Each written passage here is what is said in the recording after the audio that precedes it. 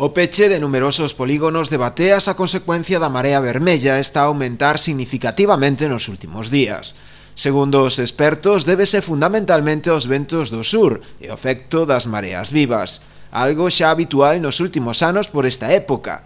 A totalidade dos polígonos da ría de Muros están pechados e na de Arousa a extracción do mexillón está paralizada tamén na súa maior parte. A situación parece ser que ven un pouco como está pasando casi o que pasou o ano pasado.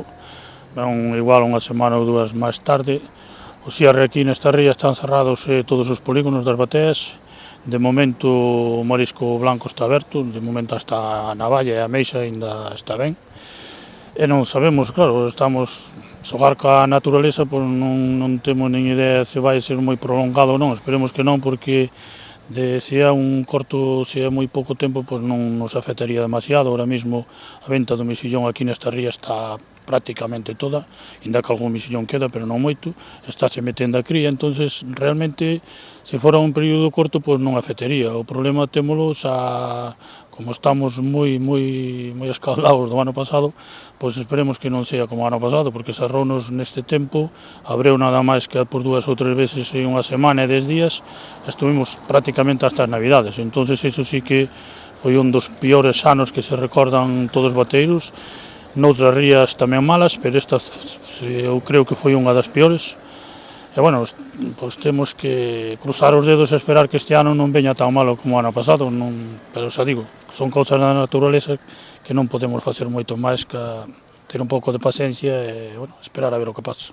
Segundo o patrón maior Muradán, as expectativas de cara aos próximos días non son moi boas, aínda que se realizan mostras case a diario para determinar a evolución da toxina. Si, mostras están facendo 2 veces a semana, porque tampouco non, se estuvera a punto de abrir, entón sí que se fan diariamente, pero senón non.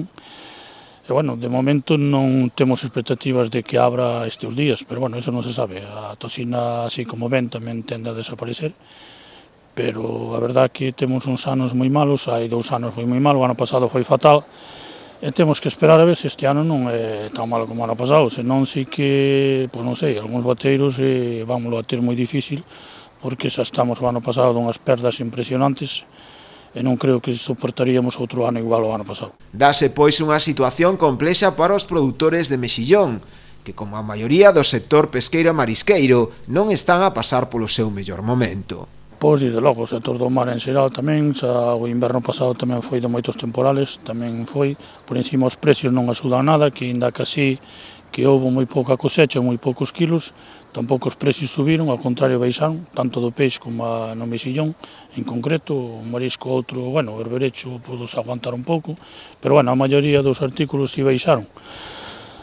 Penso que a crisis ten moito que ver nesto e, bueno, a xente non ten os cartos que ten para vivir, entonces isto pois, está poñendo a moita xente contra as cordas porque si o está pasando moi mal, que está pasando mal porque se non ten cartos, pois claro, toda é unha cadena.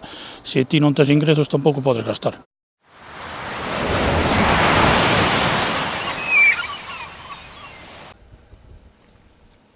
Con enfado e rabia, os propietarios das 5 planeadoras que resultaron sabotadas esta pasada fin de semana no Peirao da Pobra trataban de retiralas da auga e levalas a un lugar seguro. Terán que afrontar agora un importante desembolso, xa que o gasto da reparación das mesmas é importante. As 5 presentaban un buraco prácticamente do mesmo tamaño no seu casco, e 2 delas que acabaron no fondo do mar. Haberá que sumarlle tamén o arranxo dos motores que resultaron afectados. Segundo o patrón maior pobrense, Manuel Maneiro, dase a circunstancia de que non é un caso aillado. Os armadores que baixaron a revisar as embarcacións pois encontráronse pois con que había 5 furadas e 2 delas xa estaban no fondo total absolutamente, dado que estaban cargadas de pouco aparello e con ese peso e co burato que lle fixaron pois era imposible que puderan manterse a flote. E, bueno, pois outras 3 que estaban a mediadas de agua, non? Polos buratos feitos, neste caso, pois por algún vándalo que bueno, fai 2 semanas aproximadamente hubo outro acto similar en outra embarcación tamén de marisqueo e, bueno, pois isto dá casualidade que a semana que ven pois ábrese o marisqueo e que casualidade pois que se furen as embarcacións, neste caso do presidente da agrupación de marisqueo a flote e máis de outras persoas da nosa cofradía de pescadores. Vamos a ver, para o día a día, de entrada, hai 2 embarcacións que xa marcharon directamente para o taller, dado que a problemática nos motores coa agua salada pois é importante, e aparte pois afuran os cascos que hai que reparalos para volver a botalos ao mar, non? E estas que están aquí ahora mismo vanse a levar en carros tamén para domicilios dos distintos armadores pois para facer as reparacións oportunas ou ben leválas a un taller de poliéster para reparalas, non? Maneiro tampouco daba creto ao acontecido e non chegaba a explicarse cales poderían ser as causas desta sabotaxe. O que si pide son maiores medidas de vixilancia. O que che implica estas cuestións é que desconfías de todos e de ninguén, non? De entrada, pois, bueno, non sei os armadores, eu estuve falando con eles, pero, bueno, non dirigen as súas miradas especificamente para ninguén, pero de todas formas, si podo decir que isto é unha gota máis en un vaso que leva rebosando xa moito tempo e nós non podemos máis que facer un chamamento neste caso ás distintas autoridades porque estamos fartos de promesas incumplidas, etc, non? E polo tanto no porto neste caso de Escarabote, que tamén houve problemas con roubos e cuestións deste tipo como no porto de aquí da Pobra do Caramiñal, que se poñan neste caso os medios e as medidas para evitar que estas cousas non volvan a acontecer máis. E é máis que todas aquelas persoas que estén amarradas nos pantaláns, que estean neste caso justificados eses amarres para así saber quenes estamos e quenes non, e non que estea entrando unha persoa, outra ou a contraria, ou polo menos que estén controladas esas entradas, non?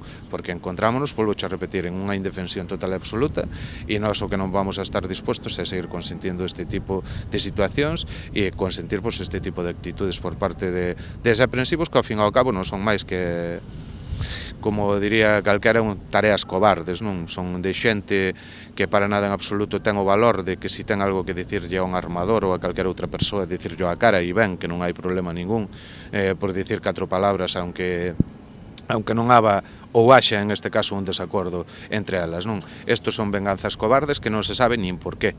O sea, son desaprensivos que utilizan pois estas cuestións simples, o sea, simple e llanamente pois para entorpecer a súa labor a hora de traballar, de sacalos en este caso de quicio porque quitan a calquera e ao mesmo tempo de sacarlles pois as ganas de continuar traballando no mar, non?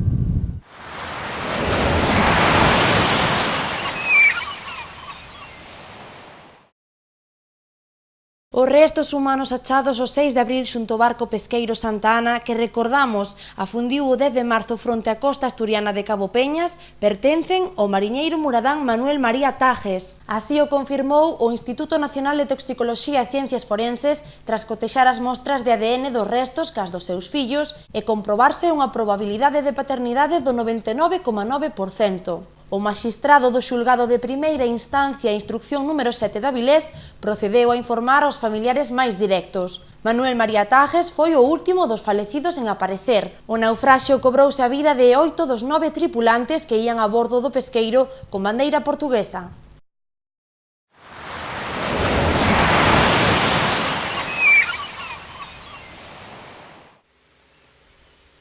Aínda que se trata dun problema de vello, do que xa son sabedoras tanto as autoridades locais como as autonómicas, o problema dos vertidos de Rianxo continúa sen solucionarse. Nas últimas semanas, dende a Semana Santa, as verteduras das augas fecais ao mar na zona portuaria e tamén noutros puntos da ría neste municipio son unha constante, como sinala o propio patrón maior, Baltasar Rodríguez, alcalde. O ano pasado, na campaña, tuámolo cortar e estar aberto un mes de Salto Ladrón, o que é lá a Punta Palleiro, e non poder tocar a parte da cá, que era onde íamos realmente a babosa. Pensamos que xa estaba todo arreglado, pois máis ou menos, e a sorpresa foi este ano. Empezou en Semana Santa, pero botando a caño libre, tanto a depuradora como máquinas na portuaria. Chuvias torrenciales somos moito antes, e non pasou o que pasou o ano pasado en Semana Santa, o anterior tamén, este ano tamén, e facendo vertidos o que é en seco. Eso non é normal para un pueblo que vive do mar, exclusivamente do mar. De feito, nótese, cando hai crisis no mar, pois hai crisis no pueblo, non é normal que se este vertendo así directamente. uns puntos que hai todos de bombeo non funciona prácticamente ningún. Se vamos ao Porto de Tarajoña, botando a escape libre. No medio da Playa de Torres, exatamente igual. O río teñen as bombas, cando se cas con a bomba, pois saberías o que baixa da noite por río Té abaixo. En Rinlo, exatamente igual. Que non é dicir, bueno, pois é cando traballa a fábrica. Non é cando traballa a fábrica. É que ahora mismo ides está vertendo o mismo, que hai fecalas ali conectadas. Vamos aquí a Rianxo, aquí no puerto mismo, onde está a rotonda, que nunca houve ninguna tubería, todos estes días, en seco, é vertendo mesmo directamente. Eu penso que isto hai que buscar unha solución. Cando hai en outros sitios, por un nada, que están denunciando, hai bastante pasividade aí, non nos arregla unha cousa un día para outro, pero que non se pode, é estar vertendo en seco todos os días. É o mal olor que hai, o que é na zona portuaria, tanto da depuradora como o que hai destes vertidos que hai incontrolados. O patrón maior rianxeiro está farto de denunciar esta situación, sen que se faga nada por remedialo, constituindo un grave problema medioambiental, un claro risco para a saúde e, ademais, unha mala imaxe turística do municipio. A ver, é máis a imagen. Ti imagínate que veñen por aí e que fagan unha analítica de coliformes. A ver, o que ti non vas a comer non o vendes para que o como outras persoas, sabes? Porque sabes o que pasa. Estamos dando unha imagen moi cativa, moi pobre. Eu chamín o que é a policía local, dixen, mira que isto non pode ser, poñerense en contacto con a empresa que leva isto, pero parece que non, que se salta toda a torera. Depois chamín a Aguas de Galicia, veo que un inspector de Aguas de Galicia, e o que se pude dixerme na máis que foi eso, parece mentira que nos 40 ayuntamientos que levo, é que o caso de Rianxo que se este. Mira ayuntamientos que non viven do mar. A ver, o que é contaminación unha vez que os consumidores por agua que están consumindo están pagando de depuración, é que están pagando por algo que nos está perjudicando ao mesmo tempo, como é o caso do Rianxo, aquí os mariñeiros que están pagando por depurar é que están vertendo directamente ao mar. Nos tempos que estamos non é normal. Desde o meu punto de vista non é normal.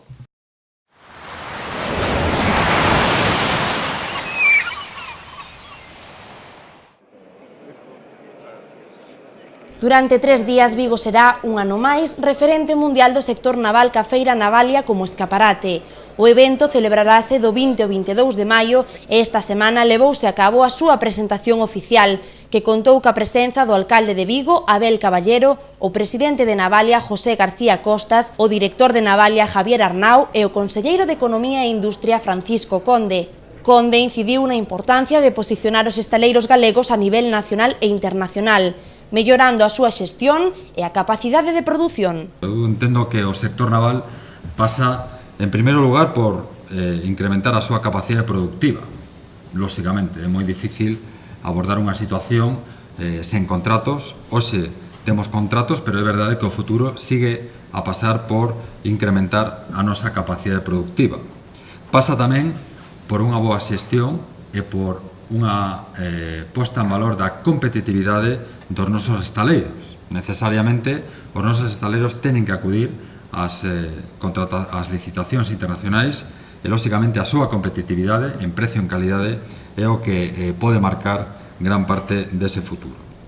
E, lóxicamente, e como tercer piar, pasa pola capacidade da industria auxiliar como principal exponente dunha parte fundamental do futuro desta industria. Dende logo, é unha visión compartida a que temos neste caso co sector, a importancia que ten a industria auxiliar para xerar valor engadido en Galicia e, polo tanto, unha industria auxiliar que ten que apostar pola innovación, que ten que apostar polo desenvolvemento de novos produtos que permitan que o noso sector efectivamente poida ser competitivo e, polo tanto, poda seguir incrementando a súa posición nos mercados nacionais e internacionais. Navalia, que xa vai pola súa quinta edición, invita ao optimismo, xa que contará con importantes armadores estranxeiros, máis de 500 firmas expositoras pertencentes a 75 países que poden supoñer un punto de inflexión para o sector naval galego. Ademais, un evento destas características supón un gran aporte económico para a comarca e unha gran promoción de Galicia a nivel internacional.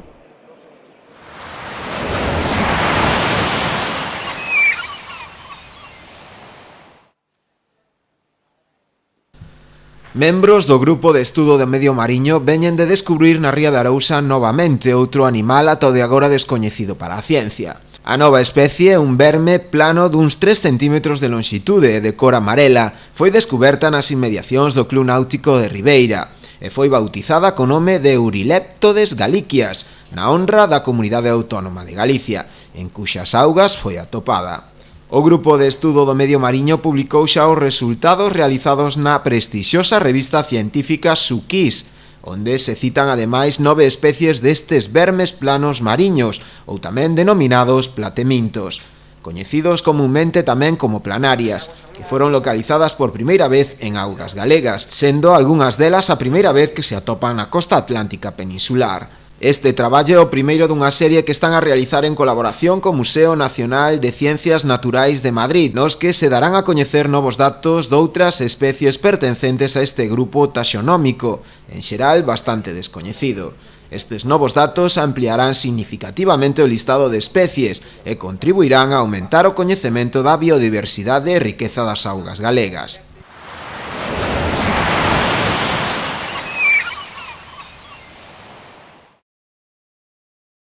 A localidade cántabra de Camargo acollía esta pasada fin de semana a 71 edición do Campeonato de España de Bateis, na que houbo un claro protagonismo galego, ao conseguir 5 títulos de campións de España dos 7 posibles. Por riba de todos hai que destacar a actuación de Cabo de Cruz, que volve a facer historia, ao conseguir por primeira vez o primeiro posto na categoría absoluta masculina por diante de Caico e Ciervena.